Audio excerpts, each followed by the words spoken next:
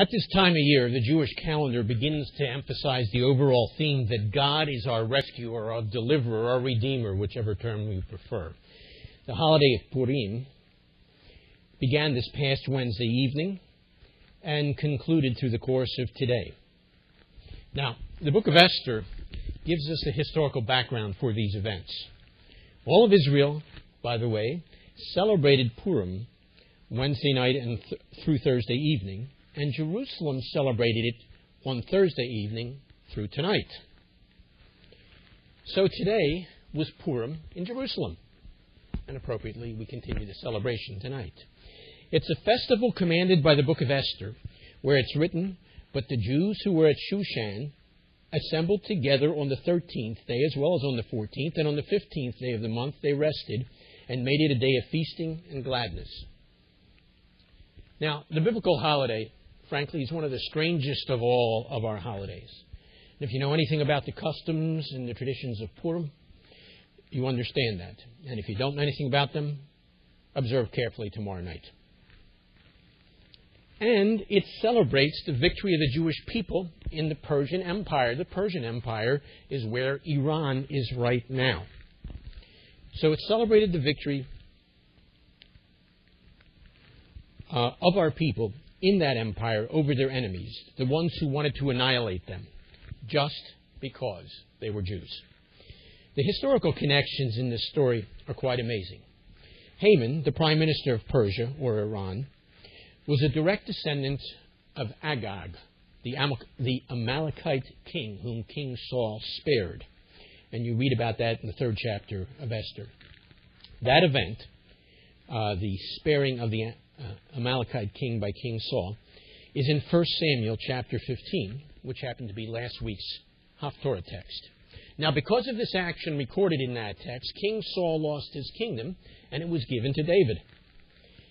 Centuries later, we find the descendant of this king, Agag, in Persia as the prime minister of the empire of that king. And he'll pardon me, he has 3 names: Ahasuerus, Ahashverosh, or Xerxes. Pick one, whichever works for you. That's who we're talking about. Now, Haman's hate for the Jews was a major motivation for the use of his power, as it was for his ancestors. And yet, through this entire story, the book of Esther does not mention God in the text. Now, by the way, Dr. Patrice forwarded me an article that occurred just this week. And in it, a New York City attorney who has an MA in Jewish history pointed out once again that historically scholars have been able to identify Ahashverosh in some of the sources of the ancient Near East. And by the way, he pointed out that Esther could be identified as well. So big deal. The big deal is this. That means what we're dealing with here are in fact historical events. It's a historical account, as is the rest of the biblical text, whether found in the older or the newer portions of it. Now, by now you should be saying, hold on, wait a minute. Didn't you just say that God is not mentioned in the book, in the Megillah of Esther at all? Questions. So many questions. Why is the name of God, or why does the name of God not appear at all in the whole Megillah, especially when it is so prominent throughout the Bible?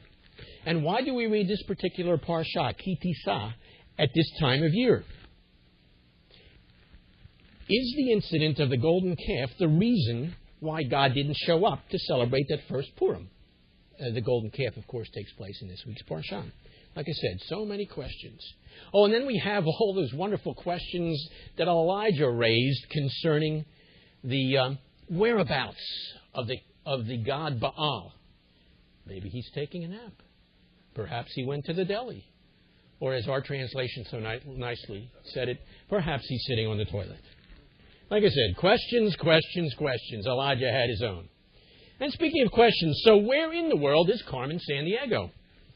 And by the way, while we're asking those kind of questions, where's Waldo? No, seriously, there is a question that arises here. Where's God when we need Him? After all, the Persians are about to annihilate all the Jews in their reach. you'd think it might just be a real good time for God to show up, no? But he's nowhere to be found. And so the question of the evening is, so, God, where are you? Well, to start with, if you look at the book of Esther, you will find that the book of Esther, this particular scroll, emphasizes that God is real and that his purposes will occur, even though he may be hidden from our sight and often we can't trace his activity. Yes, the book of Esther does not mention God, not even once. And yet his sovereignty and faithfulness to his people are very clear throughout this text. The scroll clearly shows evil rising up against God's stated purposes. And it shows that evil is defeated in a last-minute coming together of incredible events that needs someone to cause it all to happen. No coincidences could have brought about the events that unfold in this book. I mean, a Jewish girl winning the royal beauty pageant in what is now Iran. The king's great love for her. Mordecai being at the right place at the right time to hear the plot against the king's life. Esther's gamble of her life with the Persian royal law that paid off. The last-minute canceling of genocide against the Jewish people. That last-ditch attempt of Haman to beg Esther, which in turn helped lead to his own hanging. There are just too many events that perfectly unfold. It hints at a divine plan that begs to be discovered as we read through the text. And the book is put together, friends, almost humorously. We don't see God at all, but oh, is he there to save Israel at the very last minute. When we read the book, it's clearly evident that there is a directing power behind every event in the book. Every detail is connected to the detail before it and influences the events after it. Every action of any of the players of this particular story directly leads to the results that follow. And then in the end, just when it looks most hopeless, when everything is lost and the Jews are about to be exterminated from the whole Persian Empire, the tables turn. And the Jews are saved and their enemies fall. Even Haman himself and all of his family are hung on the very gallows that he had prepared for Mordecai. Now, of course, the heroine of the story is Queen Esther, or as she's known in Hebrew, Hadassah. It's an interesting part of the story that Esther was hiding her Jewish identity and living in the palace of the king. With her identity hidden, she became the king's most beloved queen. Now, poor Haman, he did not know that inside the palace, and in fact in the king's bedroom, there was a Jewish queen. And only at the decisive hour, just before the Jews were to be exterminated in the whole empire, only in that decisive hour does Esther expose her origin and ask for the king's cancellation of the royal decree against her own people. You want to talk about your twists and turns? And for Haman, what a series of unfortunate events.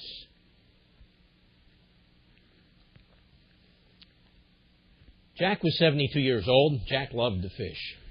So one day he was sitting in his boat when he heard a voice say, "Pick me up." He looked around, couldn't see anyone. So he thought he was dreaming, and then he heard the voice say again, "Pick me up." Well, he looked in the water, and there in front of him, floating on the top, was a frog. Naturally, Jack asked, "You talking to me?" The frog said, "Yes, I'm talking to you. Pick me up, then kiss me, and I'll turn into the most beautiful woman you've ever seen, and I'll be your bride." Well, taken aback, Jack looked at the frog, reached over, picked it up, and carefully put it in his shirt pocket. The frog said, "What? Are you nuts? Didn't you hear what I said? I said, kiss me, and I will be your beautiful bride."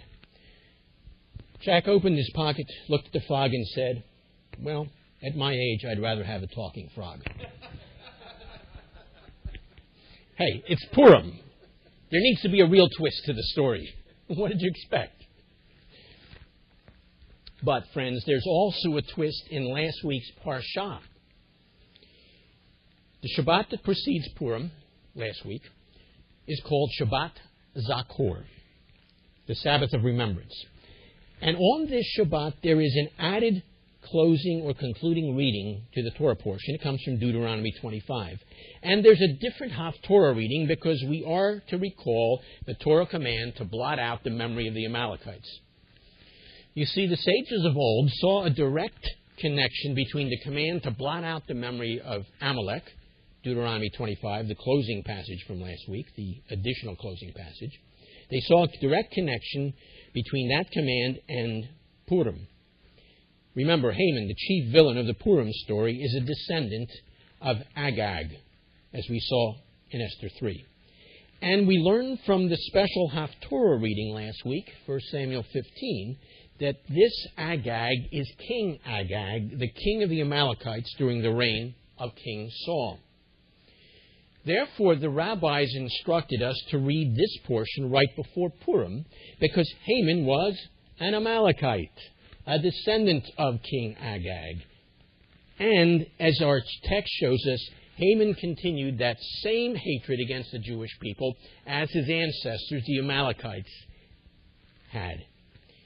Therefore, Purim, in this context, as the rabbis understood it, is not just a deliverance from Haman the individual, but deliverance from Amalek, the ancient pattern or paradigm for Israel's enemies. Now, the Torah's command in Deuteronomy 25 is, remember, Zakor, remember what Amalek did to you. But that raises even more questions. What does it mean to remember?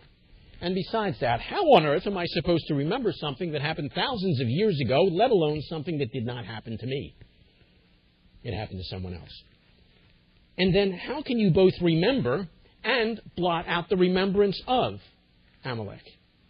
Besides, why go through such terrible mental contortions at all? Isn't it better just to forgive? Always more questions.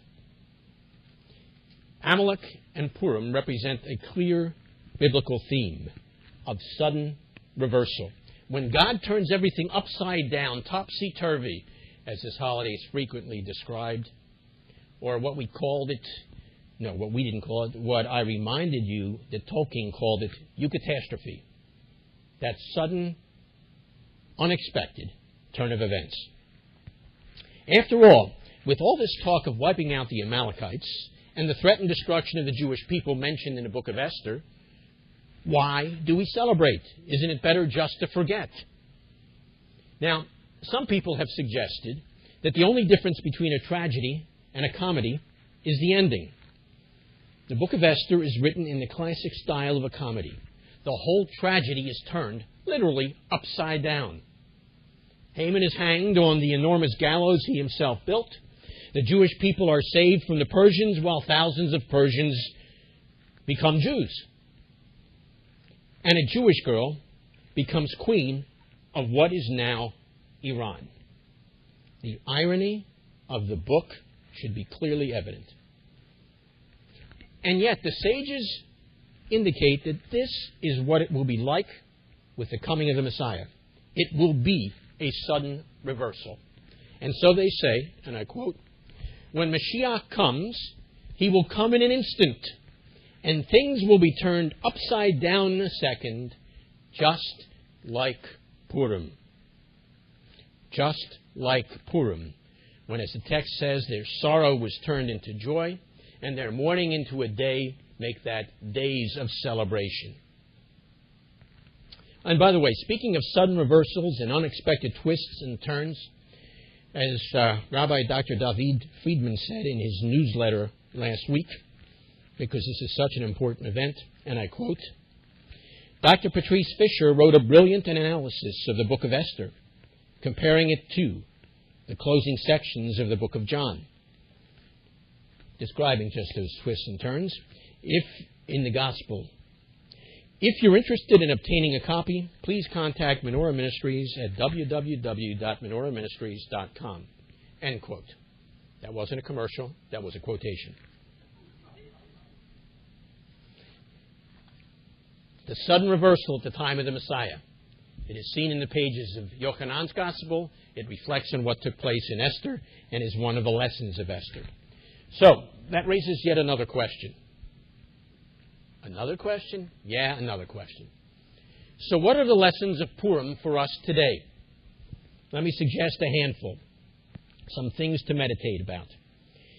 First, God sometimes allows threats to go almost to their very end before He intervenes and saves the day. You see, His sense of timing is very different from our sense of timing. And even at that very last minute, when everything seems to be a total loss, it's never too late for God to intervene and save the day. So what does that mean? It means don't give up. Don't stop praying. Don't give up hope even under the most impossible circumstances. If I might draw a metaphor from several weeks ago, even if you face the sea in front of you and the enemy is closing in behind you, God is still sovereign. And in 1 minute, He can reverse literally the tides of history, or the sea, and save you from your circumstances. Second lesson, the tools and means that God has in His hand are endless and often unexplainable. When God promises, His promises will become reality, although none of us know the how and the when. And what normally happens? What normally happens is that we strain and we suffer and we stress. But in the end, God's plan and God's promises will become a reality. Third, it's important to do the right things. Mordecai did a good deed for the king, and it was written on the king's record books. And after a long time, Mordecai was paid well for the good deed he did. We often want to see the reward immediately. And we want to have recognition and honor and reward for the good that we do now.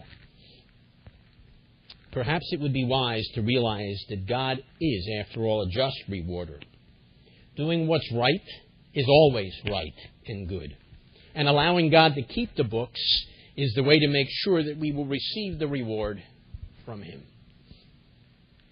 Fourth, there's another more complicated lesson to be learned from the book of Esther.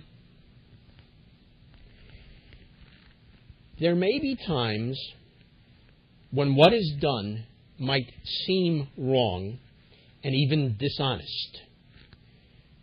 By the way, Dr. Jenny Thielman did a wonderful thesis on just that.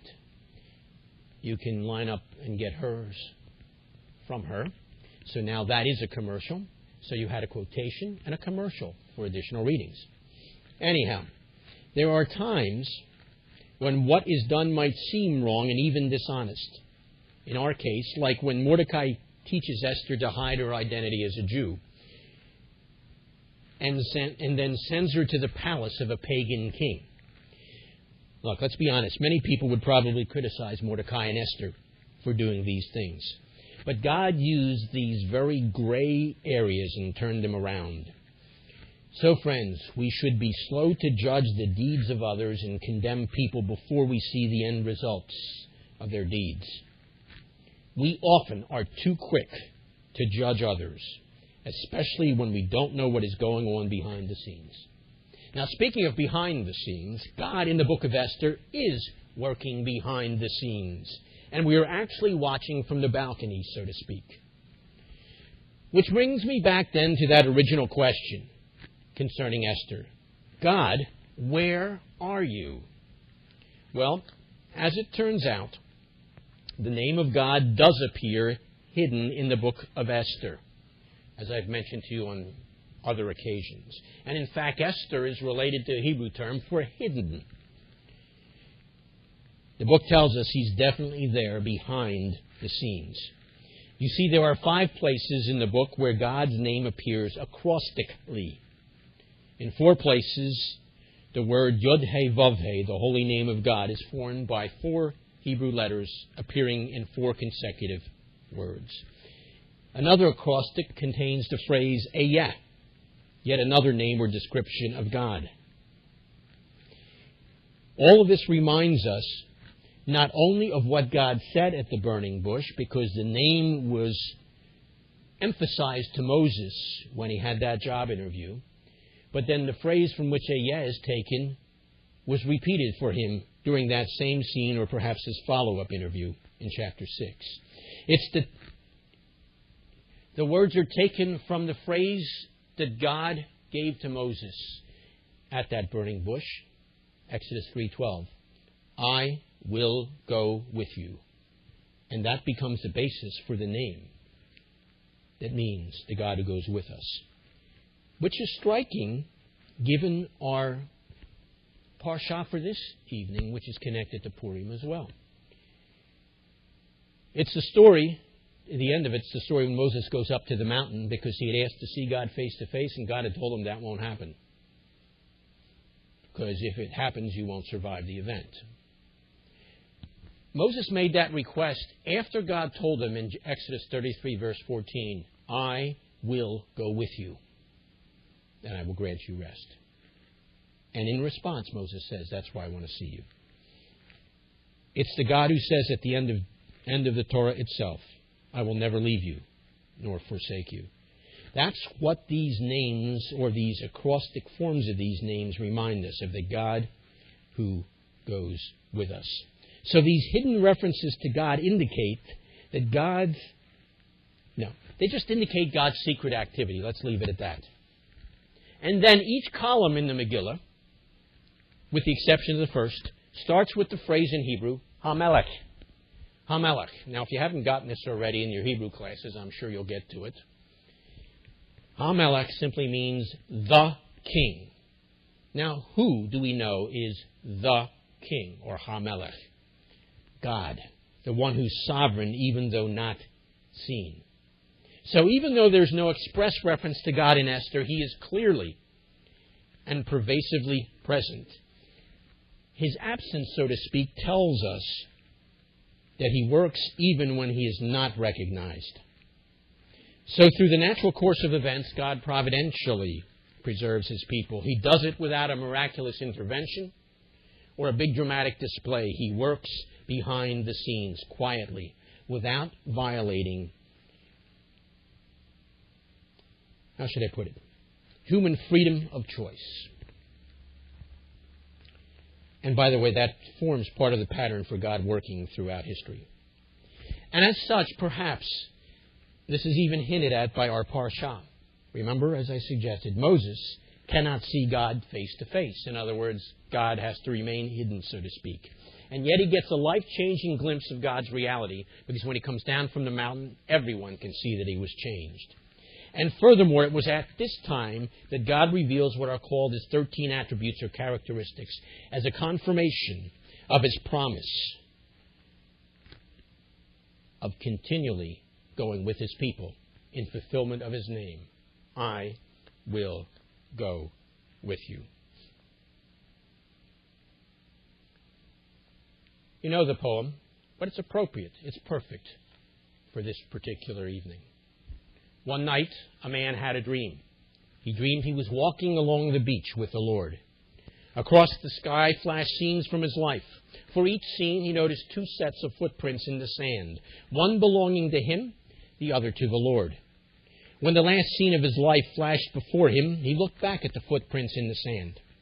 He noticed that many times along the path of life, there was only one set of footprints. He also noticed that it happened at the very lowest and saddest times in his life. Now, this really bothered him, and he questioned the Lord about it. Lord, you said that once I decided to follow you, you'd walk with me all the way. But I've noticed that during the most troublesome times in my life, there is only one set of footprints. I don't understand why, when I needed you most, you would leave me.